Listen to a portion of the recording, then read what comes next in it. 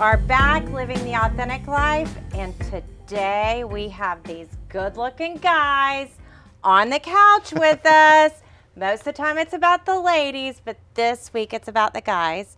My baby, Rob Cremosta, and Steve Springer, the Houston suit guy. How are y'all doing? Round of applause. Round of applause. Yes. Honored to be here. Thank you. So you and your wife work together. We work together. Yep. Such bliss. It is. It's a 7-day party. It is. 7-day-a-week All the party. time. 8 days a week. Oh. But I do love the fact that you're in menswear, but you have this female energy with it. And you guys both have put in your 10,000 hours of working in retail and understanding luxury and understanding so much about how to dress a man. And so that's why Rob's here today, because he knows how to dress a man's wrist. And I think they That's go in unison They together. do. They absolutely do. And we've gotten to do some business lately that I'm super excited about. So Yes. so I hope we get to talk about that a little bit. We do. So most people dream of owning their own business. Tell us about the dream, how it became your reality. And does it feel like a dream every day? It does sometimes. As you know, as business owners, sometimes it's not exactly a dream. Sometimes it can be a nightmare. But Yes. hopefully those days are fewer than the dream days. And we enjoy it. It is a passion. You know, as we've talked about before, my wife actually, she has a lot more experience in menswear and in retail than I did, and I kind of came to the party a little bit later on in life. But between our two experiences, we really kind of shared that passion for looking good, feeling good, the way we dress ourselves and the way we dress our clients. And coming into the world of custom menswear just became a very, like I said, it's a passion, because you get to develop relationships with your clients. I get to sit down and do an interview with them and actually understand who they are, what they like to wear, what their goals are when that they're wearing a garment, whether it be a suit or a sport coat, or if it's just casual wear. You really have to understand that. So getting to know those people in that way is a totally different world than just being able to hand them something and take their money from a retail perspective. So it's kind of like watches. Absolutely. Oh, no. Right? It's such Yeah. an individual thing. It's not like what's the best or Right. what should I buy. No, and a lot of times men have more than one watch. We have more than one sports coat or more Right. than one suit for sure. And you can have a staple on it, you know, a great steel Submariner, killer watch to start, or not even a starter watch. I mean, that could be your end-all watch too. But I'm excited that you have so many different options, and you're making me a nice new jacket now. Yeah. I'm very excited about, and I'm excited for another one or two. There's some surprises in there, by the way, on that jacket we're making for you. Okay, So, good. yeah. If like pockets full of money always Hey, works too. you never know. But tell him you were not always interested in what you wore. And tell him about how you've seen that evolution of the way people respond to you with what you're wearing. No, it's funny. Before we were dating, I would just wear, back in the day, the broad striped Tommy Hilfiger Yeah. shirts. Yep. And I had the acid wash jeans, and I had the big blonde hair. That was the 80s. I mean, the 80s were different. And They were. I did have one suit, which was a pinstripe polo suit with Oh God, he's shoulder still pads. mad I And gave it she away. gave it away to Goodwill, and it would be so cool to have back now. Oh, I knew we have to lead with that story. People would kill for that suit. I would, know. they would. Maybe we could have a custom one made for There you you that go. actually fits you right this time. I Because gotta have the shoulder pads though. I felt like it was just crazy. It was just so cool because You had that V look going. Yeah. I didn't have a belly. I had a belt. You could see the Little belt. Arsenio Hall going on there. Yeah. That Yep. was exactly what I was thinking. Yes. Arsenio Hall. Yeah. And See the resemblance. Coming to America. In that movie, anyway, Coming to- so yes. now when you dress up and when you So wear I a was at jacket, I was at a convention yesterday in Vegas buying watches, and I had a sports coat on, and I'm walking around, and one of the guys goes, "What are you doing?" I said, "I'd rather be the best looking, best dressed guy here, and when people come up to me, I'm more of an expert when I'm doing business because I'm dressed well, versus the guy that had shorts, flip flops. He may have had more inventory than me." But when I'm doing business with my Japanese clients or my clients from Hong Kong or very sophisticated clients, they'll come to me before they'll come to this guy. Right. Even though they may know more than me on some things, but it's perspective. Yes. And it's just respect. It is. It's crazy the difference. I always tell clients, I said, give it a try. Next time you go on a flight, go on a plane. If you're not used to dressing up, put on a sport coat next time you get on a plane. See what happens. See how your experience is different. Because I guarantee it will be. Right, wrong, or indifferent, people, they have that first impression of you. And when you look your best, you feel more confident, and so you express yourself differently, and people gravitate towards that. Oh, I had a sports coat on yesterday flying home. Yep. And every seat was taken. I'm like, what's going on? It's Yeah. a Monday. And I realized it was President's Day. Ah. And it was a disaster. But the flight attendant comes through, and she's like, Mr. Cremosta, thank you for being a 1K. Is there anything special I can get for you? Can I hang your jacket? Even though I was in coach, she's like, let me put it up. Just made the extra effort. Because she saw me dressed, and then they look you up on the computer, too. That does help a little, too. Yeah. You're legit. So a man comes to you and he has kind of a starter wardrobe. Sure. Let's talk about what you think the starter wardrobe is for a guy. Maybe, and it could be different for somebody 20, 30 something than it is for somebody 50 something. 40 plus. Because sometimes I have friends who they say their husbands don't know how to dress, Sure. and they're like trying to get them into being more fashionable. Sure. It's a great question, and honestly, there's a lot of controversy about that. There are things that are classic and timeless, and that's the kind of the world I like to live in from a fashion perspective. I don't want to get too far out on a limb one way or the other as far as how things change, the trends of the time per se. And just like you said, there is a big difference in some people coming to you. You know, this might be the first tailored garment they ever put on, or they might come and this is, hey, I'm just adding to my wardrobe something that's different, something that's unique, like this guy here.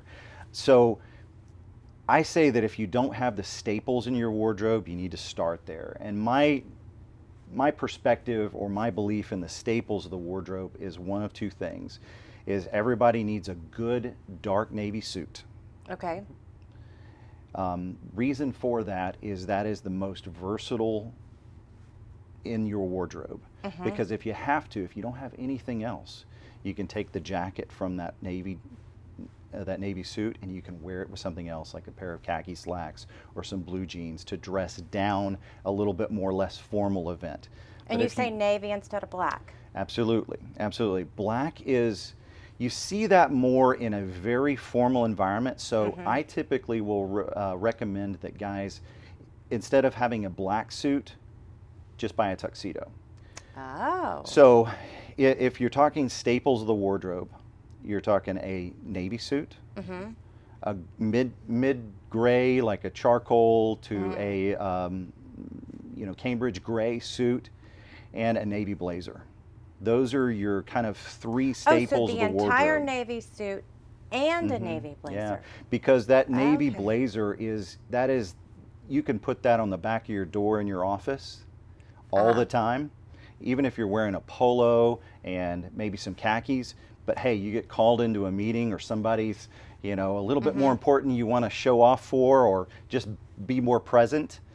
You're going to grab that blazer and all of a sudden it elevates your wardrobe. I like that. It's super easy. It's super versatile. You can wear it with anything from jeans to khakis to gray slacks, anything it's there. You don't want to separate that jacket from the pants of your navy suit unless you have to, because if you think about it, you start taking it to the cleaners. Oh, then the wear is going to be different. Then the wear is going to be and different. The colors will change. So it's the navy suit idea is, that you separate that as if you have to. If that's all you have, or maybe you're having to go really light on a travel, like you're in an overnight and you've got 2 days, maybe you wear the navy suit on the plane, get done with your event, but then the next day, maybe you put on jeans with that navy jacket, or like I said, khakis, something of that nature.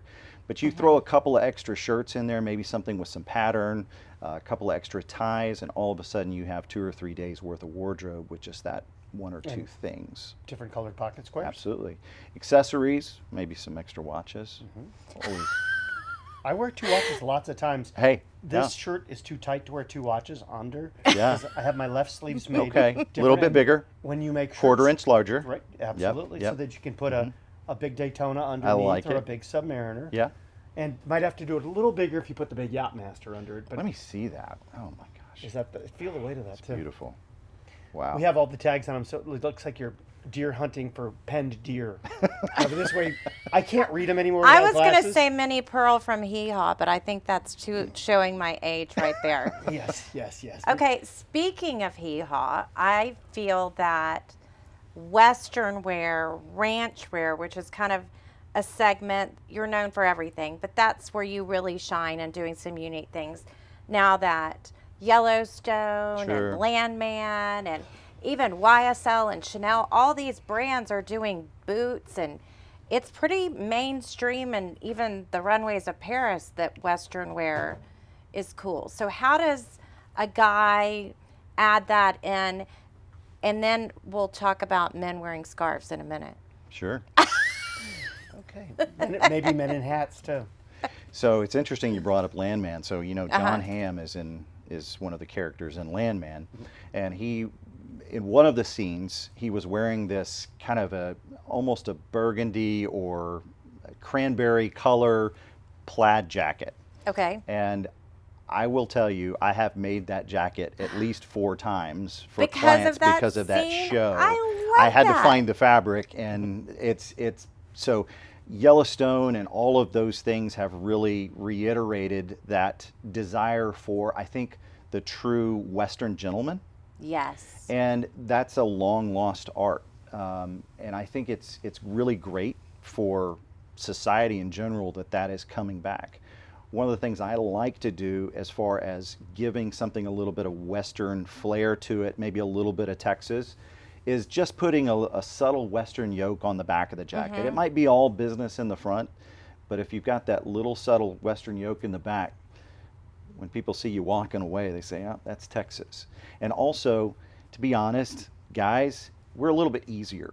If you put on a pair of boots with a suit, and then You're if you, instantly. you're instantly a little bit of Texas just by Yes. doing that. So that, if you've got a cowboy hat that goes with it, you can absolutely throw on any blazer with a pair of jeans, boots, and you're perfect for rodeo right then and there. I love it. I've worn cowboy boots to black tie affairs before. And I think that is an awesome thing to do. Recently my wife and I were in New York, and one of the stops that we made was the Ralph Lauren. Of course, you Yes. have to go there. And I absolutely loved, he had made this really great Western tuxedo, and I'm still waiting for the right client to let me make one of those for them. But that would be Ooh, would maybe be amazing. that could be you. Yeah. He does love his interesting tuxedo Yeah. jackets. So we've invested in the white, James Bond. Cream. Yeah. Cream. Cream, because Sure. white is not. An ivory dinner jacket. Okay. Yeah. And blue. Hmm. And then we might have bought inexpensive ones online, We'll like have a red one also. the red velvet, other things like that. But I do feel like in Houston, main cities in Texas, we are going to a lot of black ties if you're Sure. socially active.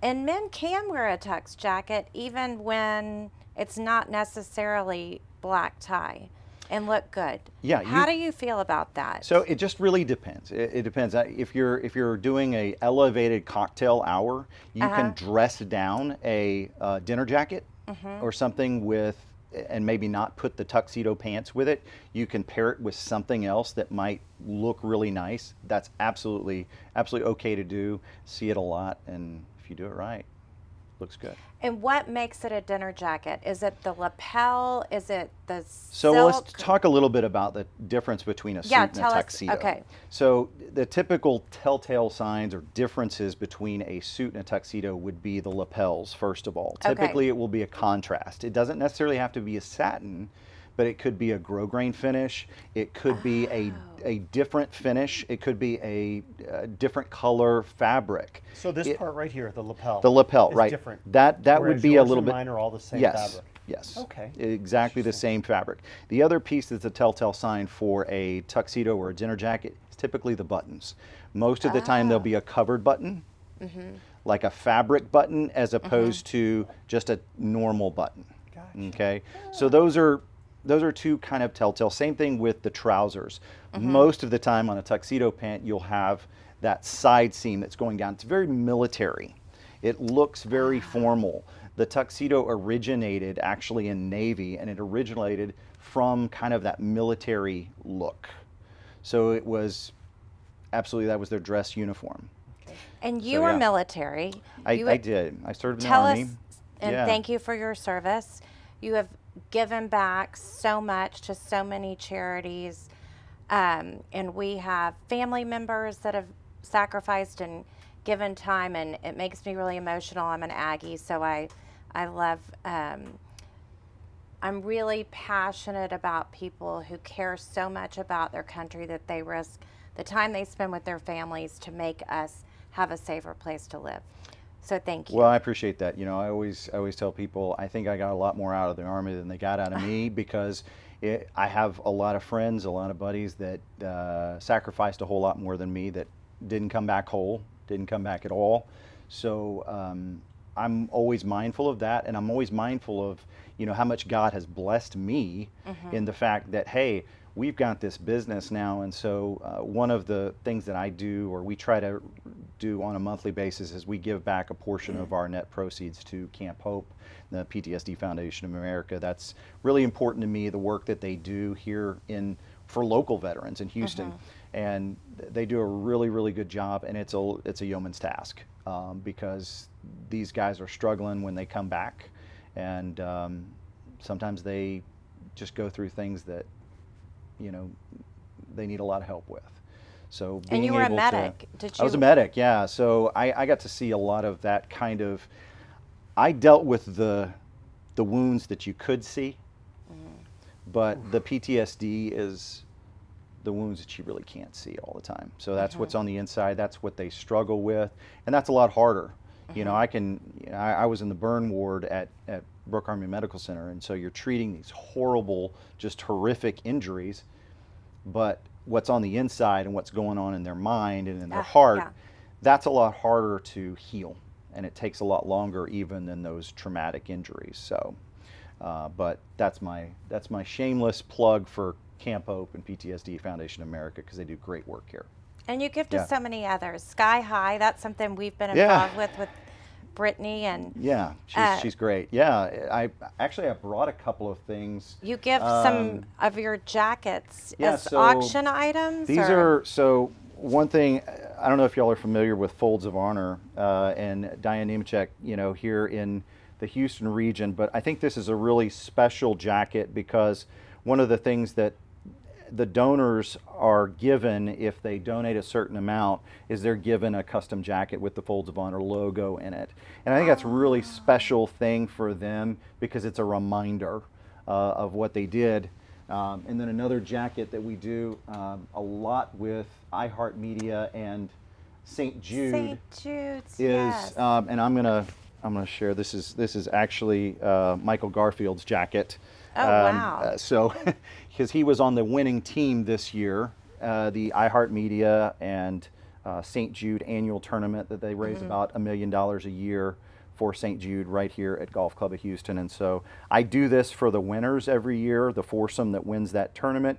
And so as we're building, this is the third year that we've done it. It's kind of like a master's jacket for them. And the winners get to parade around in something a little special. So I love it. anyway, Well, that's what allows me to do something fun and give back at the same time. our godchild had cancer at age 6, and I spent 18 months at the hospital in New York at Memorial Sloan Kettering with her going through treatment. I went once a month, and Rob was dad and took care of Bella while I was doing it, so it was a family giving. But watching kids suffer from cancer is really something Terrible. that changes you forever and gives you a perspective on life. So thank you again for what you do there, because it's really powerful. Absolutely. Look at you being No, sweet. so I'm gonna segue. So some people have never had a custom jacket they just go into Neiman's or Sure. wherever. They grab a jacket. You stand on a stool. They do a couple things. Sure. You come back a week later, and it kind of fits. How many types of measurements, and what's the procedure you go through to do it? Sure, great question. So the first thing, like I mentioned in the beginning, is the interview process. I need to understand what you're looking for, what your goals are, how you're wearing it. Because to be quite honest, you would probably say the same thing with a watch. If somebody comes in here, you need to know what they're wearing it for. Because if maybe I'm a, I work at a car dealership and I want a nice suit, well, I don't need one that's just going to rip on me the second I'm in and out of cars all the time, or maybe I'm always in a plane. So I need to find that out first, because maybe the most expensive fabric is not the right fabric for them. Because it's not durable enough. Correct. Or it's not breathable. Correct. Say, like this one Climate. gets Yep. so hot. Absolutely. We don't even sometimes We do. Does this half-liners. half We have liners? half liners. How do you Absolutely. feel about that?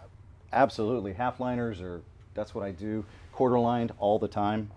And Absolutely. it looks as beautiful. It's Yeah. actually a very beautiful construction. In all honesty, it's probably more beautiful because Yes. there's nothing can be hidden as far as the Yes. construction.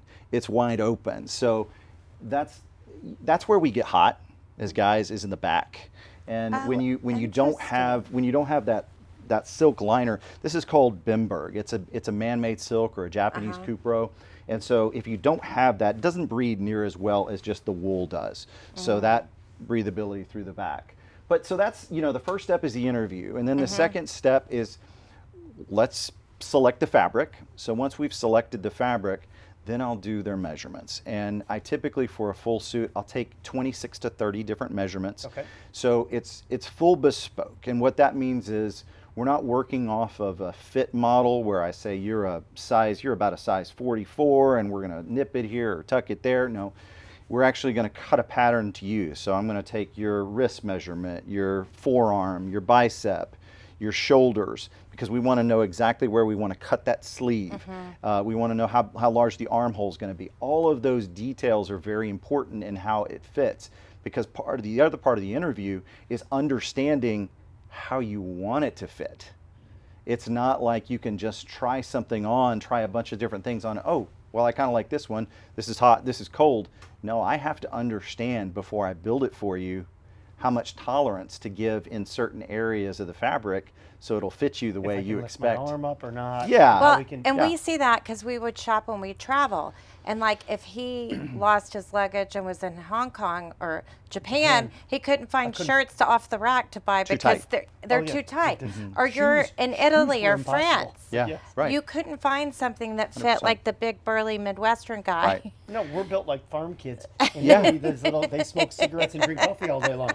We Right. might lift weights and eat meat. No, and that brings up a good point. I would say there's a fair percentage of my clients that come to me because they have a hard time getting a fit off the rack. Yeah. So if you don't fall into that bell curve of fit, you're either going to spend an awful lot of money getting it tailored, or you're going to go to somebody like me, make it custom. Okay, so 28 to 40 or 30, 35, 40 measurements. Okay. Okay. Then what's the next process? So the next process is that we're going to build it together. So and I don't have a screen here to show, but typically what I'll do is I'll throw it up on the big, TV screen on the wall in my Okay. design center in the Heights, and we'll work together. That's where the technology comes in, and there's different photos of different looks as far as, okay, well, I want a 2-button, or I want a 3-button, or I want a 1-button, or Okay, different why would you- styles. Can you help us through that? Sure. Why would you want a 1, 2, or 3?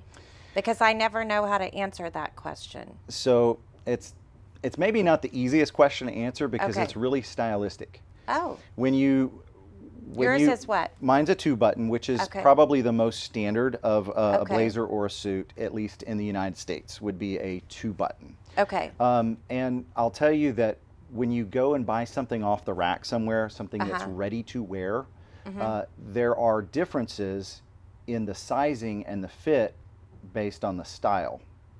Does that make sense? Yes, it Okay, does. so for instance, if I were to go in a store, I don't know, pick one, Macy's, Okay. and I was to grab a jacket that had a single vent in the back, that likely is going to be an American cut, a little bit more full, Got a it. little bit more boxy. Whereas if I go in there and I grab something that has double vent in the back, it might be a little bit more tailored, might be a little Okay. bit more British as far as the fit. That's not across the board, but that being said, when you move into the custom world and it's bespoke, every option that you select is really stylistic. It's not fit related. Oh, So but that's a little similar to a watch. It's not necessarily better. It's just different. it's just different. It's just different. 100%. And it's what you like for your lifestyle and what you want to wear it for. And I can't tell you how many times I get that question is, well, what do you recommend? Or, Yeah. What is best? What's better? What's Yeah, better? I want the it's not best better. one. Okay, got it. It's if you look at the traditional Western blazer, Uh-huh. it would be a double vent in the back because why? They're sitting on a horse. Oh, so it was really Okay. function. It was function. So many of the things that started out as functional, a Submariner maybe. Because you were a scuba diver. I James mean, Bond. I just came from 1,200 feet deep while ago. Before this, Exactly. so this morning, right, this morning. Galveston. I mean, the best salesman for GMTs and Submariners Right. was James Bond. Right. Sean Connery in the late 50s, early 60s. Yeah. That was the iconic, and there are watches that are named That's where I fell in love with them. that the James, The James Bond. There's a certain version Submariner that's a James Bond. Speaking of which, what was James Bond's tuxedo that made him special, and what year? So what was kind of the James there's- Bond There's years? so many James So- Bonds. I know there's so many. The yes. most recent Bond, Daniel Craig, he was Yeah. very much Tom Ford.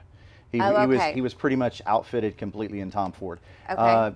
There's lots and lots of designers that have done for the James Bond through the years. Okay. But that's probably the most of note, Okay. at least recently, because I don't know, maybe it's more popular. I'm not exactly sure, but it's Tom more. Ford might have paid money to have it done too. You for know, the PR. you never know. You never know. But it always looked really good on him. I can't wear things as slim as he does. He got a little flatter belly than me. Yeah, me too. And Me too. he's a year older So, than me. Yeah. And It's all he, so I guess that was he the white dinner jacket, kind of the cream? That's one of them. Yes. There's a He lot also of had different black. things. He had many. He had many everything. And obviously Tom Ford is known for the really wide lapels Yes. that they do. But James Bond in many of those, he had every single type of lapel. He would have for a dinner jacket, the most traditional is a shawl lapel, kind of the rounded look. Okay. And that's Not having the cut. correct. But it's so interesting because, like, I can name, oh, that looks like Audrey, that looks like Jackie O, that looks like, and I don't know in my head. I mean, I know he's wearing a tuxedo, but I can't see the style of it. But you probably I can. think, well, for not who it is. necessarily, because I think that's part of the beauty of it is that look really hasn't changed all that much in 60 years, 80 years. Oh. There's three basic lapels that you're going to see on every jacket, at least every tuxedo jacket. You've got a notch lapel. Uh-huh. You got a peak lapel. This is a notch. You got a Okay. peak lapel like what's here, and then the shawl lapel, which we don't have. The shawl is the anything- rounded. Is the rounded, which we don't have anything to show here. I need a tux made with one of those. There you go. You do need You'd- one yeah. like that. Okay, and then let's talk a little bit about the pockets. I mean, look at your different pocket Sure. and stitching, because I think those are different things too. That Let me The grab one of these so Yes. we can talk about it. So this Kentucky is a Kentucky Yes. Derby. Absolutely, that's coming up. Put your It orders is. in now. Yeah. So a traditional seersucker suit is going to be cotton, and the history of that is really the candy stripers. In the military that were in the hospitals, they started with the seersucker Oh, military clothing. Yeah, again. a lot of menswear inspired items came from a military background. My Coco Chanel. yeah, Coco there you Chanel, go. yes, Yeah. very military. And then hers was Two From Durville. Duville, the stripes with the guy, and then the polo, all that. Yes. My grandfather in World War II, he was a tailor aboard ships in the Navy. So, and then my great-grandmother, she worked as a seamstress for Neiman Marcus for about 40 years. So there's a little bit of history in my family of that whole thing. But as far as talking about the pockets, so these are called patch pockets, Okay. which would be considered a little bit more casual per se. You see the patch pocket up here, the patch pocket down there. For day, or it could be day-night casual. So I would say it's more day, yeah. But it's also very Ralph Lauren. So to have patch Yes. pockets, and a lot of times you'll see in something like that that's a little more elevated, you'll see patch pockets down here, but then a standard welt pocket like this up here. So Okay. just because that somebody puts patch pockets down here doesn't mean it Doesn't has mean to it be up has here. to be there. It's the Wow. beauty of custom. We can do pockets with flaps with buttons, whatever you like. You know, that's it. You make it your own personal style. When you talk about custom details, obviously functional buttons, you have to have functional buttons if you're going to make something custom. Two yeah. buttons, is it 3 buttons or 4 buttons normally? So the most common is 3 or 4. Okay. I always say if you go to 5, you might be looking like you're trying too hard, and down to 2. I Not live in custom. I live in the 3 to 4 button world mostly, but I always recommend you leave one button undone, just like the Okay. bottom button on your. Thank goodness There that you was go. pretty cool There you there. go. Yeah, he knew what he was doing. I'm wearing socks, which aren't cool, but we'll talk about that later, but I still like wearing socks. No, absolutely. You look great. Okay, so let's talk fabrics, because I Yeah. feel like I've seen in women's fashion, it used to be that you only wore white in the summer and you didn't wear it past Labor Day. Or before Easter. It had to be after Easter. Now we're seeing white all year round. It used to be that no one in New York ever wore a color, or not many wore a color other than black or brown or gray. And it was just women in the South, in Texas and in Florida that were doing that. But we're seeing more color throughout the world. Sure. Let's so talk about we start seasons talking and about color. colors and seasons. I'm gonna have to Defer to your yeah, wife. I'm gonna have to Call a call a friend. lifeline, you know, Exactly. and bring my wife in on it. But I'll just mention about ivory and white. That's definitely a year-round fabric. It's very Parisian. Wearing that year-round. You do it right. You mix it with the beiges and the chocolates and the black. You can absolutely do all of those things year-round. But as far as men's fashion, there's, like I say, there's that classic, the timeless look, which I think, just like we talked about earlier with James Bond, has not really changed. You know, a navy suit is still a navy suit. Yes. Now the fit might be slightly different Yes. with the times, Like we but were talking about the that's- 80s And with the shoulder shoulder pads pads. and the big. but I will tell you that was on trend then. Oh. The people that were classic and timeless were not wearing that. Okay. So, you know, you can look at, and James Bond's a great example because you can look at photos of him in 1960. And you could place them anywhere. And you can place them anywhere. Like the other Absolutely. icons I was Yep. mentioning, Yes, Jackie Jackie O O. and Yep. Audrey, and you could you could put them any time in their outfit, and they could walk in a room and still look appropriate. Absolutely. Absolutely. And so, you know, men's fashion is very much like that. And we get into, well, is this, like I said, is this my first suit or is this my first sport coat? So we've got the staples out of the way, and then you start having more fun with it. We start building out. So I brought a few fabrics to look at today that were just, you know, obviously different mills in Italy. Loro Piana, you know, they have, they're my favorite as far as a mill. They just have the most beautiful hand to their fabrics. The pigment to the color of the fabric is so rich and beautiful. I brought some of the spring-summer 2025 collection here. This is just absolutely knock your socks off. Beautiful, bold colors that are wool, silk, linen blends. So they're just really beautiful. They breathe well, they perform well, and they're going to get head turns when you wear And them. are they somewhat durable, or are they? They are. They're going to be a little bit more durable than, for example, a Super 180s or a Super 200s fabric that you would see in a super nice suit. I don't have any of that really to show. Okay. But, you know, I've got Laura Piana So here. Laura Piana is the AMG. It is the Yeah. creme de la creme, the That- most luxurious of lines. You would probably say that. Some people put Zegna in that category as well. This is Zegna. like the Patek Philippe, Yep. the Audemars. How do you rank a watch? I think Patek's the best. I mean, it is, but it's not middle America. Rolex is, you can be from a top executive to your first watch. I mean, I have guys that are mechanics that make a very good living, and they can wear a steel Submariner, and you can wear it with boots and jeans, or when you have to go out, you can wear it dressed up. Patek Philippe's just a whole different level. I don't own. Which might be like Laura Piana, because not everyone knows what that is, whereas most people know what Zegna is and Fair. have seen the brand. That's fair. Maybe fair. that's a way Yeah. to make a comparison. That could be fair. Also, Skibal. Okay. Very, very high end. You know, I would say that all of these mills have fabrics that are going to start at a fairly reasonable level, but also all of these have fabrics that'll go up as high as you can imagine. Okay.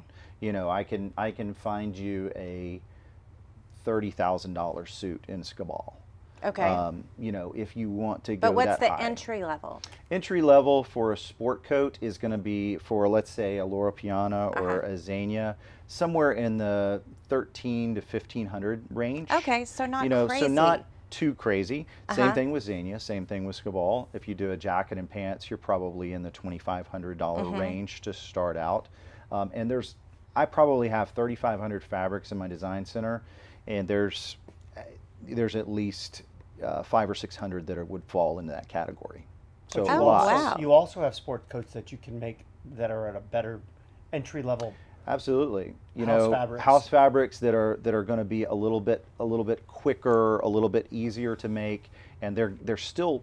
The way I look at my house fabrics is I feel like they still perform at a higher rate than their price point. That makes sense. You've got a really good quality. You got a really good quality fabric. Might even be a Super 150s or a Super 180s fabric that is only $800. But because just like anything else, they don't have an AP name on them or a Rolex name on that mill. Right. Well, we got to get them people started. That's too. right. You get them started with Yep. the steel date just. Then you get them in a Submariner. Then you get them into a Daytona. You know, this is fantastic. Keep showing me this. Yes. Yeah. Yes, it's great. Or you step up and then you get the Platinum Daytona when things Yeah. are really good. Things are really good. This is for sale. Yeah. Things but- aren't that good. No, things are good, but they're not that good for everyday use. But no, it makes it fun because I was sticker shocked when I married Danae.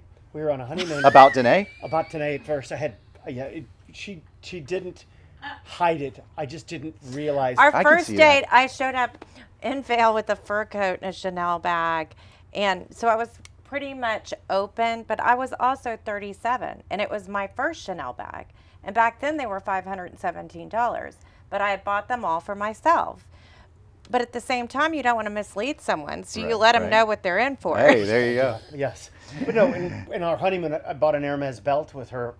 It was us then, and it was joint money then. 3 days into this deal, and an Hermes belt was $450. Right. With the belt cut and everything, I'm going, have you lost your freaking mind? Yeah. She goes, oh, but we're gonna get the tax back. That's another story. Because I mean, in hindsight, we should have Yeah. bought 1,000 of them. Right. We could have gotten a free house. Right. There Because you go. exchange rate and everything, it worked out. But so you can build an entry level sports coat at $600 or $700. Yeah. And then slowly build your collection. And our jacket's a 2-season jacket. Are there some jackets that are a Blue Blazer's a 4-season jacket? It's a really great question. I want to Yeah. know because I've fallen down. I mean, I'm in deep. I own many, many coats, but there's a lot of people out there that don't know what can and can't work. Sure. So I go back to, again, the interview process, Mm-hmm. and part of that is where you live. You know, if you're here in Houston, Texas, basically you have, 2 seasons, really hot, and then for about 3 days out of the year, for some reason, we're in the frozen tundra. Yes. So I don't think that overall your wardrobe needs to be based around the frozen tundra 3 days. You're going to be looking for more of a year-round wool, something that is really light and to wear. But like, for instance, this is a really beautiful tweed jacket, patch pockets. It's a great jacket, but it's so heavy. This might as well be an overcoat, a piece of outerwear, and I've worn it that way. If you're traveling, it's your absolutely. outerwear. Okay, got it. For sure.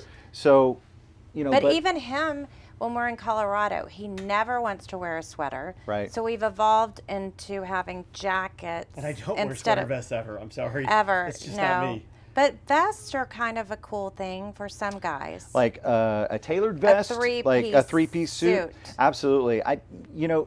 That's one of those stylistic elements that I think it really speaks to your personality. Some people absolutely love it. And as far as the popularity or what's on trend, it does kind of come and go. But there's always that just constant classic. Putting that with a navy suit, you can elevate that. The more pieces you have, technically, you're elevating that look. Like, for example, if I have a wedding party and they're all in navy suits or charcoal suits or even tuxedos, but then the groom vests his. Okay. To separate him out. He separates out a little bit, and he looks a little bit more elevated than everyone else. Kind of like the bride has her pretty dress, and the bridesmaids always have horrible dresses. Sure. Yeah, that's beautiful? right. Not That's- making no, the other that- no, guys- that is it's exactly just- right. it Yeah, is. yeah. It's just, Yep. I'm like, wow, that's really what you're having your bridesmaid wear. She goes, yeah, Yeah, it's I look so much it's my- better now. It's my day to shine. Yeah, right. They're all window dressing, right? Yeah. I had a couple double-breasted jackets that Yep. Danae donated also Okay. over the years. And I've seen that a little bit coming out with, I thought that were stylish people. Is that coming back at all, or is that, Yeah, I mean, if are they trying to bring it from back? from a, I'll bring in actually what was it the last Ralph Lauren fashion show. If you watched that, there was probably 10 double-breasted jackets in it. Oh. So but they were not pairing it necessarily in the same traditional way. They might have a wide stripe, a wide chalk stripe, double-breasted jacket paired with a pair of, that could be a cream color, and it might be with a gray slack or a So it wasn't or a a tan. suit, it So was they were mixing and mixing and matching and making it a little bit more of an interesting fashion statement, as opposed to just, this is my banker suit that I have to wear today.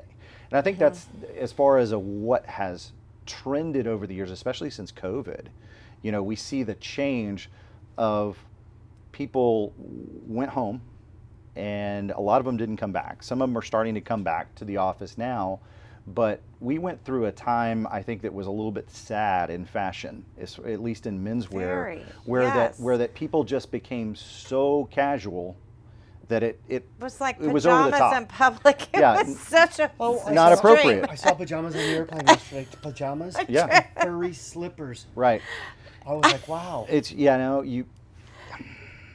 it's not the best. It's not the best, and so I think we're moving back away from that but as far as the uniform, back in the 60s, 70s, if you ever watched Mad Men, it was very much everybody wore a coat and tie every day to the office, but it was a uniform. It wasn't necessarily a stylistic choice. So now I think we're moving into the world where guys who want to set themselves apart a little bit, they'll dress up a little bit more, they'll elevate their wardrobe to set themselves apart. And I see that as a really good thing. It's an exciting change, exciting evolution. Let's talk men's shirts. Sure. Rob has landed on the place that he wants to wear a white shirt with different colored stitching in the buttons or different colored buttons. And I love it. I'm okay with that. I want him to feel comfortable, but then he'll do crazy things with the jacket. Sure. And we saw that when I first really engaged was Ray Donovan, because he Okay. was just always Yeah. white shirt. That Yeah. was his uniform. You're right. Yeah. Right.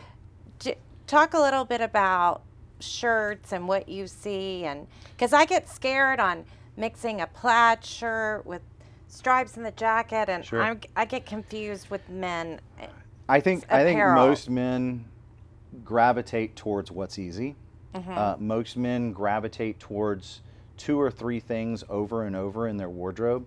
The reason they gravitate towards that is because that's what they feel looks good on them, and they feel confident when they wear it. So, and I think women do that too.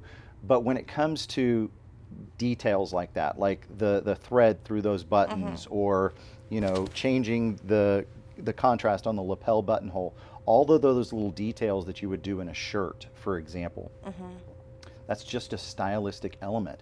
And it becomes, if you did all of those things on a shirt, maybe you wouldn't want to do so much on the jacket. Maybe that is really your standout detail, as opposed to, well, I might have a very plain shirt, but I'd wear a really colorful pocket square or a really nice tie. Okay. But I think sometimes we run the risk of doing too much or too many things. Who was it? Coco Chanel that said, look in the mirror, take one thing off. You could see I don't listen Yeah. to her. So, I always throw one more thing no. on. Hey, but we all have our individual style. We do. And that's just fine. It is about confidence. Yes. And that's my message to people. And what should I wear? What should I do? And I'm like, well, look at me. I've got all of it on. But Right. this is what but I grew to this. And I'm Right. a woman who's experienced a lot of life. And this is my industry. So everybody has to do what they feel best in. And that's what looks good. Absolutely. Whatever confidence feels like, that's what you should do. I agree. And that's what I love, is you helping them figure out what makes them come alive. Got to navigate through those beacons and figure out, arriving at the thing that makes them feel like, was it Deion Sanders that said it? If you look good, you feel good. If you feel good, you play good. If you play good, they pay good. Ooh. So yeah, that's the way it works, especially for guys. If we put on a jacket, you stand a little bit taller. Yes, it's like a woman in heels. You're a little, we stand absolutely. differently. We hold feel- ourselves you differently. In You our carry industry- yourself. At our jewelry convention I was at this weekend, we're there and guys are setting up and they're bringing out their merchandise, customers from overseas. I have my sports coat on. Yeah. And I'm wearing yellow buttons on a shirt, Right. on a white shirt. And I said, hey, could I see that?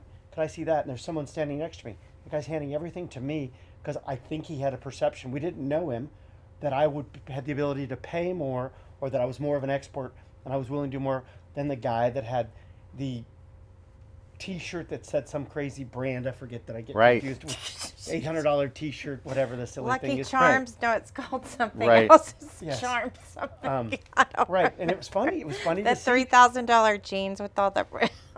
I'm not sure what that is. Yep. It's But not the Hermes. confidence, I really believe it works. I really do. 100% does. Like, Absolutely. I'm not as happy when it's 107 degrees outside in Houston in summer. Right. And I've got my jacket, but once we come inside and it's nice and comfy, it's great. Yes. It's great. And how do you feel like about a man wearing a polo shirt underneath a jacket?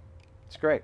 I think there's a time and a place for everything, and there are a lot of guys that that are, they kind of, especially in Houston in the oil and gas world, they kind of span between that casual and dress world, because Yes. they could one minute they minute could you're be having to out. check on a rig or do Yeah. something, Right. and then the next minute they could be in with the boss doing whatever. So that's why I always say, hey, if you got that navy blazer in the back of your truck or on your on the back of your door in your office, you can always grab that, throw it on, and we call it it's that third piece. That's that theory of that third piece. When you add that third element, instead of just a pants and a shirt, it's that third element that elevates you to that next level. And if everybody else is just wearing a shirt and pants, but you've got a jacket on, guess what? Who looks like they're the boss? Ooh. So, something to think about. And do you guys you make some jackets that I can throw in my suitcase, travel for a day, put it on, it looks good, hop on another flight, go, are there fabrics that don't need to be steamed Yeah, and there- pressed and that is also very, very popular. It's become, people want to be able to do just that. One of the fabrics that I love the most for that is a hop sack. And the hop sack navy blazer is really the most traditional year-round blazer. The way the fabric is woven together is it's very open weave, and so it has a natural stretch to it, even if it does not have a stretch material in it. It can be 100% wool, but the way it's built, it's going to stretch. And so when you hold it up in the light, especially if it's built like this, where it is open in the back, you can actually see through it a little bit. So it's very breathable, but it's year-round, and you can absolutely do that easily, and you won't have much trouble at all. okay? Because Good when I travel. travel too, when I travel, I take it, I fold it, I put this sleeve into this sleeve, fold the You arms know what down, you're and then doing. fold it in half. That's exactly and then right. When I take the suitcase, step on it to close it because of all the other junk that I've got in there. Because I put watches and whatever in there. Sure. And then I pull it out, put it on, and it's pretty close Pretty to being- okay? yeah, pretty okay. You ever But use the steam in the shower thing? You ever done that? It works. What's great if you go into the steam room at the gym and you have it with you. There you go. Just throw it on real quick. Go in for 30 seconds, come out, hang it on it, and it works perfect. You look a little weird doing Yeah, it, it's- but then all of a sudden your jacket's perfect. Hey, But they expect it from me anyways. Yes, I love that's it. quite wacky. That is really That's Wednesday. Oh, it's not Wednesday. It's Tuesday. Okay, we can't talk about that. yeah, wacky watch Wednesday. But I think a staple, since we're talking, Daytona is my staple, or Submariner is my staple. For men, so we have to talk a little bit about watches. Gratuitous plug for me and us. But those are your two staples. From there, we can go off onto crazy paddocks on leather straps or complicated watches. And women wear Daytonas Yeah. just as much as men. That women started wearing Daytonas in the 70s. The Italian models in Milan wore those watches. that's why I'm a Contessa.